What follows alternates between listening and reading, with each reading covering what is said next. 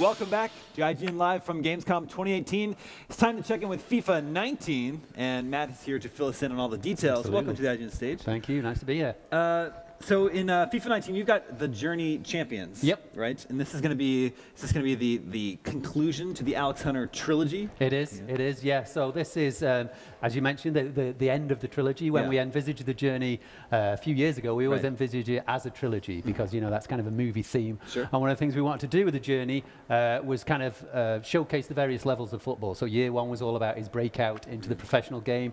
Year two was about him spreading his wings, going further afield to LA and Europe. And year three is about his journey for the ultimate in club football, namely the Champions League. But one of the interesting things about it, and as you can see here, what we can see here, is there are actually 3 separate stories. Right. And you can play as 3 different characters. So in the previous one, you had a little taster of that with Danny and Kim. Now they have fully fleshed out stories, and you can play throughout those. And you can see at the bottom of the screen there's a timeline. So the interesting thing is we allow users to play exactly the way they want to play. So there is a kind of golden path that we encourage users to play, but if someone just wants to play through the entire Alex story, they can do, or they can hop in and out of them at free will. Okay. So you can see the timeline, and then the stories will intersect. So what you're about to see here is a taste of Alex's story, and what you will see here is him and Danny having a look at the Champions League draw and seeing that they aren't drawn in the same group, because ultimately leads to a Champions League final if you do well with them going head to head.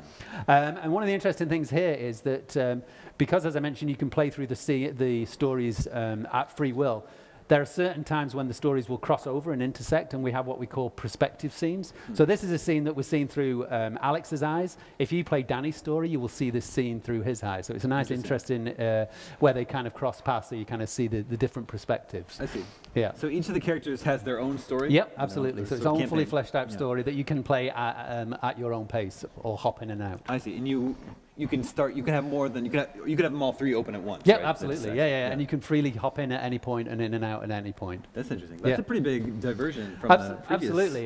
journeys. It is, and that's one of the things we want to do with each iteration of the Journey is provide new and interesting ways to play.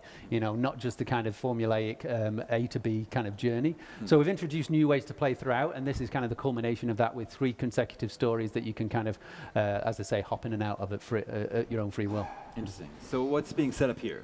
So this is where Alex and Danny kind of learn that they're not in the Champions League groups. Danny will actually face his brother in the Champions League group, so that sets up a nice kind of dynamic between them.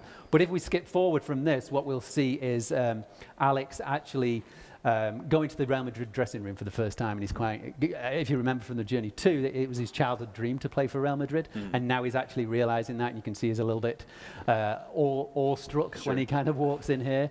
And one of the interesting things this time is that we take Alex to Real Madrid, is that we can be more specific with the players around him, because previously we had the choice of which team you could go to, so it kind of limited how much we could do with the real players.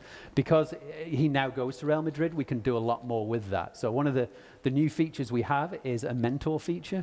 So when you go to Real Madrid and you're training for the first time, you're approached by the trainers, and basically they offer you to train with one set of the players or the other, so you can kind of pick who you want to play with. So the likes of Bale, Benzema, or versus Modric, Marcelo, that kind of thing. And the way you interact with those, it will influence the way you grow your players. So you will have mentor challenges. So you might have a passing challenge against Modric that will grow Alex's passing abilities. Or if you choose the other side, you may have a shooting drill against Benzema. And then one of the other interesting things is when you actually go into game, you can play just as your mentor group. So we've now got 4 ways to play. So you can play locked to Alex Hunter, you can play as the whole team, you can play as mentors, or you can play multiplayer. And one of the other interesting things, as you're about to see here, is we've kind of embedded mini games within the kind of environment. So what you see here is a pre-game ritual that Real Madrid actually do. And this is Alex Hunter before the game, playing with his mentor group. He starts off in the middle. If you manage to get possession, he goes on the outside. So you can see we've kind of embedded that experience. And like I say, because we're locked to Real Madrid, we can do a lot more with these real players. So you interact a lot more with the real players, you get to speak to them a lot more, and you, as I say, you kind of train with them a lot more. And then throughout the journey, we've got little kind of snippets like this where there's kind of interactive skill training within certain environments. I don't want to spoil it by telling you what those are, but it's just a new an immersive way to kind of bring gameplay to the story that we haven't done before. Well, you were saying you actually envisioned the journey or Alexander's story as a trilogy back in FIFA 17. And I think the journey has been pretty well received. So it must be nice that it was, so that you could actually see the story through. Yes, absolutely. Because when you come out with a new mode, you're never quite sure of the feedback. It's something I've always wanted to do because I think it brings a different spin on what you could previously get in FIFA. It kind of takes the action off the pitch. We've always focused on the pitch for obvious reasons. But the journey really kind of allowed us to kind of look behind the curtain into the real life players and what these players go through. And as you can see here, Alex is making his debut for Real Madrid, so a big moment for him. Yeah, so this is going to jump into an actual game here. Yep, it is. So you'll see a little bit of gameplay here. We're playing. I think we're playing locked to Alex in this at this point. And you'll see the mentors will be identified differently. They've got a little red dot over the head, so you can see who those mentors are. And one of the things is in gameplay, if you play well with those mentors, you'll actually build up the relationship with those and grow Alex through that as well. Have there been improvements made under the hood to the animation? Yeah, so I mean, it's another big year for gameplay, so we've done a lot in gameplay to improve the overall experience. Gameplay is and always will be the core pillar for FIFA. So there's a whole new bunch of gameplay features that support not just the journey, but obviously throughout the game. So we've got active touch system, which is a whole new animation system that fundamentally changes the way you trap and kick the ball, which obviously is a big part of football, so a big one there. Dynamic tactics, which adds a whole new level of tactics and tuning to the game, so you can really kind of create your own play style, and also the teams you play against will play in their realistic play style, so Real Madrid will play as Real Madrid. We have 50-50 battles, which is a new system of where two players interact for the ball. It's a lot more physical, a lot more realistic. We've also got timed finishing, which is a new way of shooting, kind of a risk-reward mechanic that gives a little bit more power to the user should they want to use it. It's not you don't have to use it. It's just an optional thing that you can use if you choose to want to do it. So yeah, it's a huge year across the board for gameplay and everywhere else in the game. Yeah, I know there's some big new features added to Kickoff mode as well. Yeah, so I mean, if we can kind of skip out of this, we can take a quick look at Kickoff. So yeah, Kickoff is a great mode. We see a lot of people play that. A lot of people come to it. Previously, it was a little bit. Throwaway is the wrong word, but you played a game and that kind of disappeared into the ether.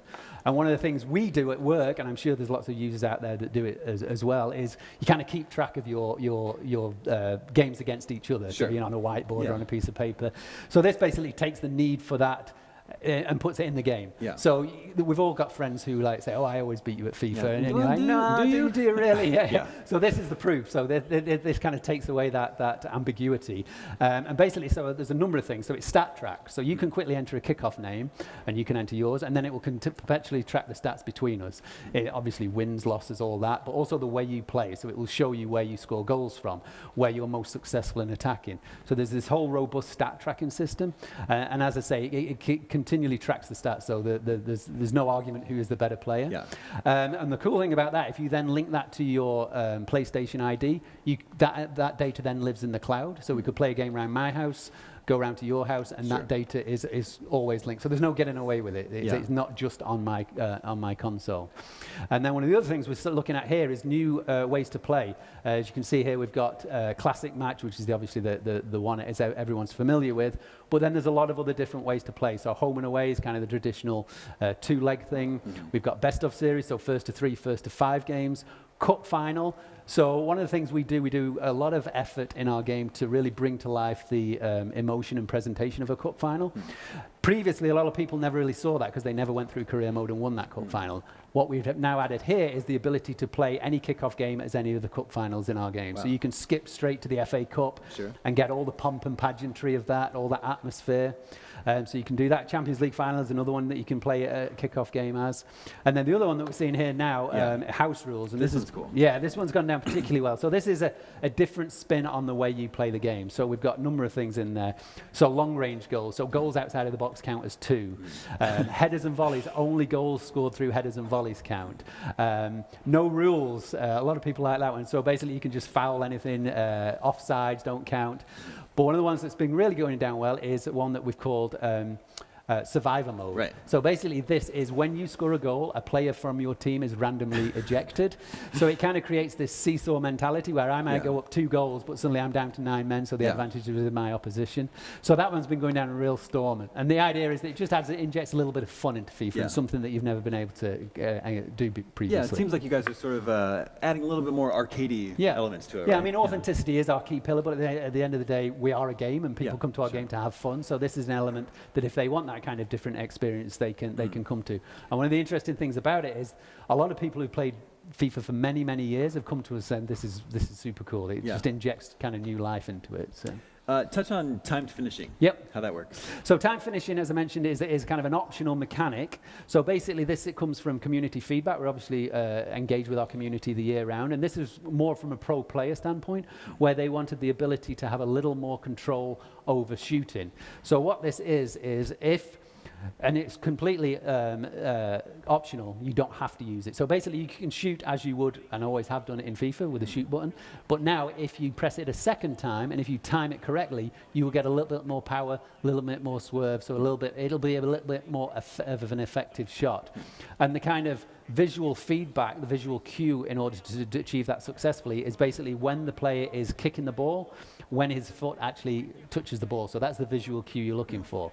So what that means is it's not a timing specific in the sense that it's not double tap all the time. Sure. Depending on the shot, the header, it could be you wait longer or you do it quicker. So it's quite hard to master because it's situational based. And then obviously being at risk reward, the downside is if you mistime it, you're going to shank it into row Z. So I personally don't use it that much. When I'm shooting from distance, I'll give it a go. When I think this is a bit of a hit and hope kind of situation, I'll maybe use it there. But if you're like 5 yards out with an empty net, I would suggest not using it. So timing that second button press, is it kind of like a golf game? Where you're sort of no, it's just a double tap. Okay. If you turn the trainer on, it will show you a little bit of how to time it, so you can kind of learn the timing. But the visual cue, as I mentioned, is kind of the animation. So it varies. So it's not something you can master just by closing your eyes and knowing precisely when to double tap. It depends entirely on the situation. I see. So. Very cool. Well, FIFA 19 is out September 25th. Yes. PlayStation 4, Xbox One, and Nintendo Switch. Yes, absolutely. All right, thank you so much for coming by the Adjun stage. Have a great show. Pleasure. We're a little far. Great. Do the reach across the aisle, everybody. Stay tuned. Still more to come from Gamescom 2018 right here on IGN Live after this.